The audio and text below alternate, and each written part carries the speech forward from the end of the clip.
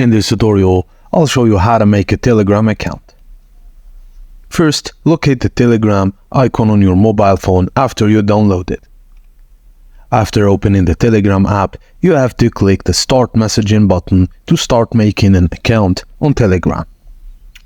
Now you have to select your country name and provide your mobile number so that you can log in to a call.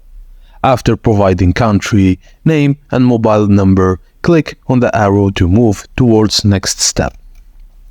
After entering your number, wait for a call that will be just missed call to confirm your number. Now enter your first and last name in the box that will display on your Telegram profile and click on the arrow button to move towards to the next step. Now your Telegram account has been created. You can perform many actions such as voice and video calls and text messages and so on. And that's it, guys. Thank you for watching, and please don't forget to like and subscribe for more.